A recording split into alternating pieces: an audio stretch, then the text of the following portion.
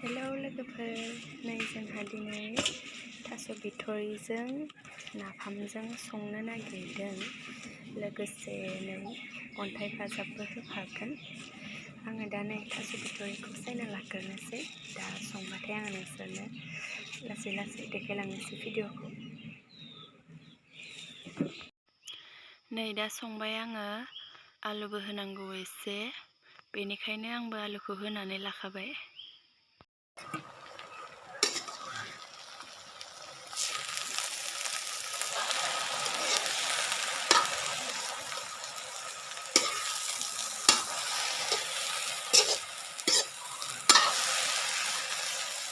दसे एसे हालदै संख्रि बानलुफोरखौ होगोन आरोना। दसे खोबनानै दोनथ'नोसै।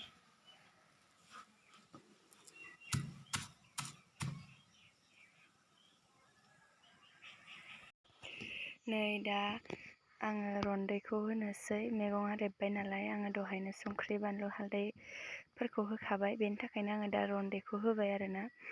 रन्दै होब्लासो एसे दैसब दैसब जायो आरो, बेनि थाखायनो जोंहा दै होआ आरोना। थास' बिथ'रिजों नाफाम संब्लाथाय जोंहा रन्दैल' होखायो आरो, ओमफ्राय दै गुदुं एसे होनांगौ आरो रन्दैया खमब्ला।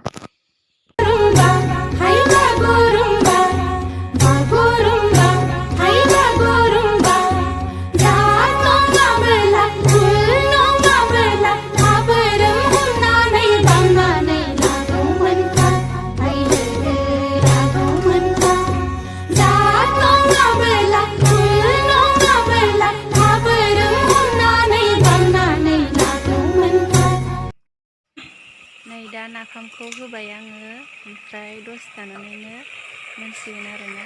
दसे गोदौ होबावनोसै।